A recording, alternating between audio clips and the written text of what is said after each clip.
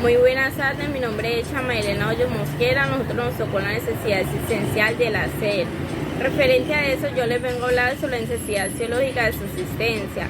De acuerdo a la lectura, nos dimos cuenta que los gitanos trabajan para satisfacer esa necesidad momentánea, cuando nosotros los civiles vivimos para trabajar. En el área de la alimentación nos dimos cuenta que los gitanos cazan, pescan, crían su propia comida, cuando los civiles solamente la compramos, y aquellos que cazan, pescan o crían lo hacen pero para vivir de eso. Pues yo les vengo a hablar sobre la necesidad axiológica de protección en cuanto a la necesidad existencial del hacer. Los gitanos hablaban en la lectura de que ellos para curar preparaban productos mágicos, ya sea aceite de cerdo, aceite de algunos animales, entre otros productos que según ellos eran curativos para ellos. Comparándolo con nosotros, ahora en la actualidad, nosotros, si para curar, para suplir esa necesidad, nosotros vamos a una farmacia, compramos medicamentos, nos acercamos a algún centro de salud y así suplamos la necesidad, así suplimos esa necesidad axiológica de protección en cuanto a hacer. Cosa muy diferente a los gitanos, ellos mismos se curaban. Buenos días. Necesidad axiológica, el afecto. En la necesidad existencial, el hacer. En el hacer tenemos el compartir. Los gitanos a la hora de compartir sus tradiciones se mantienen muy unidos. Ellos festejan la primavera, también festejan las fiestas pentecostés, la Pascua, y en Navidad los gitanos encienden fogatas y se sientan alrededor de ella, cantan y danzan. Y apreciar. Aprecian la vida y el modo libertino de llevarla. El entendimiento, en el hacer, meditar. El hecho de tener ese vínculo con lo espiritual y lo místico que los hacía conectar con Gaia, que es ese inmenso ente vivo en el que vivimos día a día. En interpretar el flujo del tiempo. Quiere el pasado como fue y el futuro que será, tal y como fue y como será. Sabe que no puede obrar sobre el tiempo, porque es el tiempo que puede obrar sobre él. El ciclo es el ciclo de los ciclos. Interpretar el flujo del tiempo. Analizar, vivir para trabajar. No es un fin sino un medio, es una herramienta para suplir una necesidad. Analizaban eso. Bueno, en participar está cooperar. Dice que se estremecían ante la aurora. Bueno, ellos se estremecían ante la aurora y todo eso.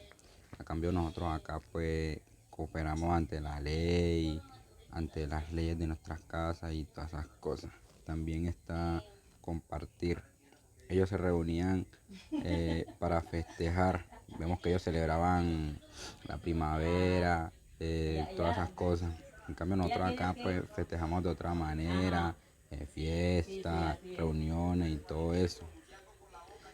También está acatar. Tenían claro que no podían apoderarse de lo ajeno. Uno acá acata las normas que da el gobierno, normas que le dan a uno en la casa y todo eso. Buenas tardes para todos. Hoy voy a hablar sobre la necesidad existencial del hacer y la necesidad axiológica del ocio. En la necesidad axiológica del ocio, donde podemos ver el descanso, los gitanos manifestaban que en su tiempo de descanso ellos no hacían nada, porque se decía que no hacer nada con frecuencia es hacer más de los que pretenden hacer. Toman ese tiempo para la reflexión, para la meditación, para el vacío en el espíritu, para el vagabundeo espiritual y el vagar de las cosas mentales. En cambio, pienso que nosotros el tiempo libre lo tomamos como un descanso, o muchas veces lo tomamos para hacer lo que nos gusta. Por ejemplo, en el tiempo libre Si a mí me gusta salir a caminar, pues lo tomo como para ir a caminar. Y los gitanos no, ellos decían que el descanso es para no hacer nada. Muchas gracias. Mi nombre es Cristian Giraldo, me tocó la creación en la necesidad axiológica del hacer. En trabajar, los gitanos trabajan para vivir, ya que ellos trabajan para suplir sus necesidades del día a día. En inventar, ellos en temporada de Navidad inventan productos mágicos para la curación de ellos mismos.